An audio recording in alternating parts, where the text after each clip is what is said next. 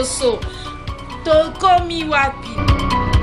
Est-ce que moi si na économie na ye akoki pe kopesa mobali mbongo pour aya kodoter? Alors monsieur Papi, pour être en mesure de faire quel travail dans la vie? Voilà les raisons. Parce que la plupart des gens, ils parlent, mais ils ne savent pas quelles sont les véritables raisons. Voilà tout pour les sommaires. Mesdames, messieurs, bienvenue à cette revue de presse. C'est bon? Viens nanga bendo, lelo toza na molokai. Hein, toye pona mambo sekwei, papa kufi. Bino bozala ki ba petit à vie via zubino à la kisibino na miso ya bato. Impressionni nos anango pona liwa papa. Ma wa pe monter ma passe quoi. Donc au bitan bozana vient na bino bongo. Bobalo mo aneti ya kokufa te. Donc bobalo sala trop circaca, trop si donc na minute to ça lokola de un oiseau déplumé quoi. Donc le lendo nyon Cécilie et quoi na mai donc et puis bah espoir ils a perdu donc voilà bah sentiment de Sentiment vraiment désespoir et puis la peur du lendemain. La peur du lendemain, ndenge lobby. La peur du lendemain, c'est vrai, parce que tozo mona lelo, ba modèle ya musique congolaise, ba comme Kokweya. En l'occurrence, Papa Wemba o azala ki modèle makasi pour la musique congolaise, icône munene lelo azasu na bon moité. Espoir ni nos anango pour la musique congolaise. Bon, espoir et o ezali kake. Papa Wemba parti, ba grand icône suspect ba kenda. Mais la vie doit continuer. Et ceux qui biso to baisser bras, biso bato to zali ba héritier direct na bango. Alors, génération ekoya sima baleke wa sima. Donc c'est que tokoboma culture. On doit travailler de sorte que bana baleke msope bazoya bakuta quand même quelque chose. Voilà. Souvenir nini ya malamu zo garder na passage na on a viva la musique surtout pene ya papa. Tout. Donc, vie dans mon bimande souvenir. Bato ba ebinga très bien ba ebi. Ngala uta na via kilingondo, ya ki romain, ya ko sala misala e pa ba wara na braza ko teka ba secret na ba zando mongali wana. Et de là, na bete pas faire na bala mo ke na eme po mo kilipende ba na ko mutu o na zalele wo eza papa Wemba. Donc, papa Wemba mutu asali ke na lata bien, na voyager pe na avion.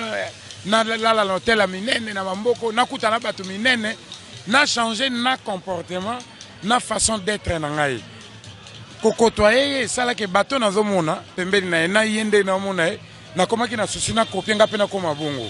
Et aujourd'hui na la Sengopo na ba musicien congolais na yoka kana bino bato après soka non bendo azaka sage, il est très intelligent. Je n'étais pas tout ça. Ouais, je n'étais pas tout ça. J'ai copié ça auprès de papa. J'ai copié et puis j'ai appris parce qu'il y avait des choses, je fais comme ça, il dit non, pas comme ça. Voilà, il faut se tenir comme ça. Voilà comment tu peux te tenir avec la presse, comment tu peux te conduire avec la presse, avec les gens qui vous côtoient, tout ça. Et petit à petit, j'apprenais et ça fait de moi ce que je suis maintenant. Ok, merci. Wana Balandi, il y a 3W Congo Lokole, tozo signalé bino que toza na micro, na Bendoson o azalaki, moi na ya viva, côté ya papa, tokoki, tozo continuer l'issoussou, na Azali, voilà. Yemoko a rectifié, Azali, Tilelo, Atalelo, papa Azate, mais Bango, je pense que beaucoup assuré, continuité à vivre à la musique. Obligé parce que na Kosolola, il y a privé, on avait fait une sorte d'alliance. Donc, je pense que fidélité dans l'alliance, c'est bien. Donc, ce qu'on s'était dit, il faut nous garder. Et puis, juste pour nous bolingo, et qu'est-ce qu'on s'était dit? Le drapeau de Vive à la musique avec Kokikoza, BCT.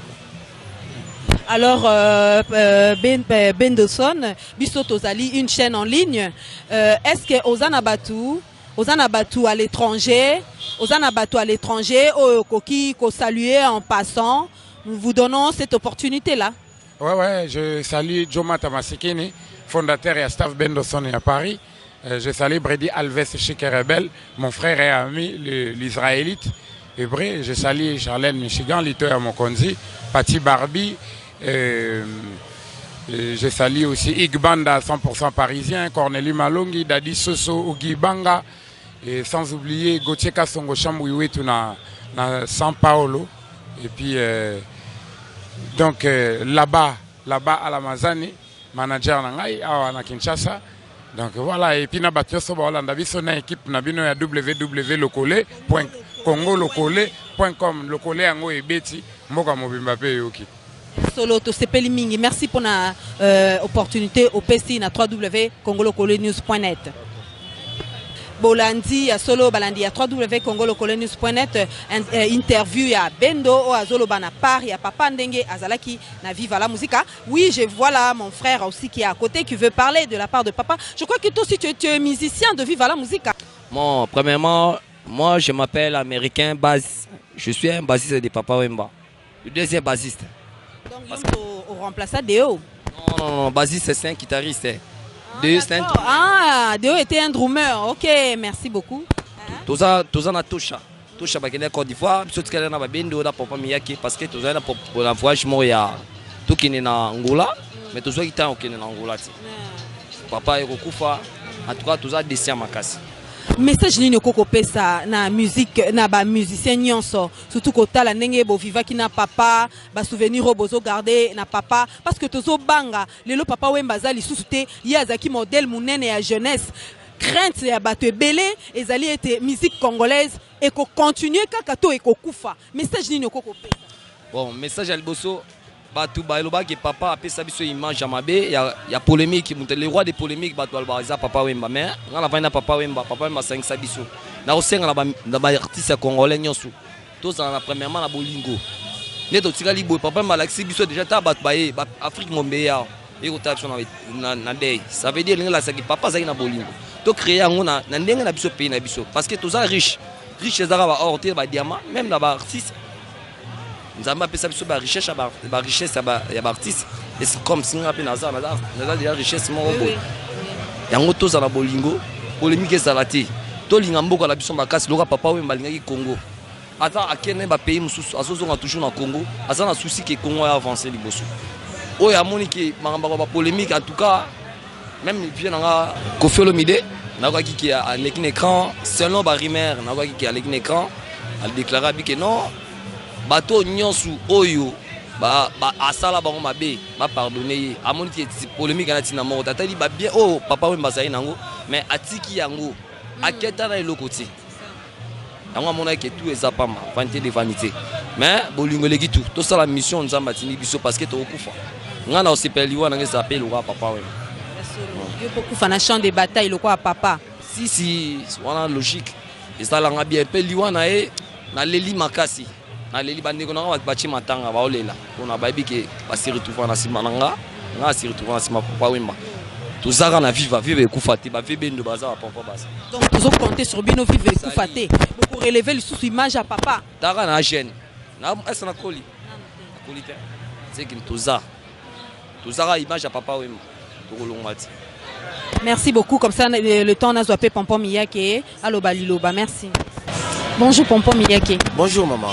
Lelo micro et à www.congolocolenews.net et quoi aborder yo surtout parce que ezaki na moment moko boye viva la musica ezalaki vraiment sous ndenge ezalaki te na moi décadence muke alors papa yaki Kinshasa a recruté bino bandi nouvelle génération na viva la musique nouvelle écriture plutôt awanakin et puis remonter qui sous viva yango to eko poser aux questions impression ni nos anango les lotozo la perte munene ya artiste munene lokola papa Wemba. Ouais, émotion ça m'a cassé parce que nga personnellement na bandai ko s'attendre était que papa Wemba akoki kufa lelo. Et puis papa na biso zaki na makasi ngana bandai ko mona papa Wemba okoma bena paka ko simba nzete ndenge na bandai ko mona na makanisi nanga mais baloba l'homme propose Dieu dispose papa kei mama douleur otoyoki bamususu basoya na bango po bamonisaka bilongi po bamususu bazuya ngo lokola feti bamususu pe bazana mawame eza ndenge moko pe na biso te bino nde vous êtes très touché ça se sent comme on a bino vraiment non ça passe makasi papa ba projet ezalaki ebele tozalaki mpe na baconcert bacontrat mwa ebele elingaki eya lisu plus mais oyo kaka kozonga na biso tozongi déjà mwa ebele eyaki elaki prévu lelo lelo nde tosola no boye tomata avion mpo tokende gouvernement angolais ebengisaki biso mais esalami lisusu te ezalaki prévu tobeta na ye concert le 20 mai na hôtel Béatrice Hôtel na côté ya gare centrale wana esalami te bavoyage ezalaki ebele ya bakenya donc mois de juin kobanda les 4 juin tina fin tozalaki na bavoyage kilikili bokei bozongi mais tozotala kaka wana te mais tozotala nanu ke munene ya papa na biso mpo biso nde tovanda na ye toyebi munene ya père tosala badiscussion na bato mosusu bainnocent baignorant tobisi omoni vieux oyo awa na Congo toyeba korespecte bato te toyebaka valeur ya bato te mais oyo bayebi vieux aza munene trop oyo batiaki tembe lelo akufi bakomi koreconnaître vieux ya mystique totali na bachaîne même ya mindele vieux wana bazosala benda 2 heures du temps émission mpo balobela vieux vieux na misinga bi mabe na bino yango wana bolingi koreconnaître moto soki akufi de son vivant mpo na nini boyeboye koreconnaître valeur ya vieux wana apesa pays na biso valeur lokumu na libanda biso totamboli na ye biso lobeti na bamboka mosusu baorchestre ebele mpe koma te ah ben oui na Japon je me souviens ah ben oui vive ebeti partout na baocéanie ebeti na baaustralie kuna na basingapour donc papa Wemba était grand donc aza incomparable na Congo kozwa pe na batrompe ba Michael Jackson pour l'Afrique. Sûr. Michael Jackson de l'Afrique c'est papa Wemba. Là c'est très bien. Là je confirme parce que je le connaissais papa Wemba zalaki grand mais tellement il était trop simple. Il y avait bilo mususu obi concert moto betana na Éthiopie na Addis Abeba. To betina ba venir terminer international na toki na hôtel Sheraton. Là ba venir te bele pe ba na monde. Na ba rango susu lambi bisi papa mais papa to vois image ça qui ko zakere ça te boka na sala ko lini. Amona ne makambutu simple et normal. Mais on a ebi ezala mission moko pe moi munene na Congo awa. Na ba moi te munene na Congo awa. Ayebisanga eloko mabinga so na kuta na opportunité. Loko afie na bino. Mais mission congolais mo tombela mai na Congo. Vous comprenez, mais il y a des simple. Au bien un téléphone, un téléphone, il y a moko. Pour que téléphone portable est privé. Donc à que respecter ma norme, ma camutu n'est pas. Oui, moutazanga a des fautes, n'a pas que papa Zalaki parfait, non. Mais il était bon, très bon même. Papa m'a demandé qu'on y a un sanimoko. Tolongwe kutu viva, mais tokenanda papa to dire un sanimoko. Pour biso de vie de lobango depuis longtemps que na FIFA moto alongakate. Cela veut dire alongakate pour la nini. Biso na FIFA ta alongwe qui ennemi ezala raté. Oya okutana papa mato vandi bo tam si oto ngosala buzobo critiquer ya salionine. Ya okote lingai. Yo moku de lekele o. Mais misala longwa na kenai pona sala kwa neti mais papa akuti singa bondeni. Papa zalaki mutu ya boboto, mutu ya plaisir, mutu ya kopesa baninga esengo. Baleki esengo, bana esengo.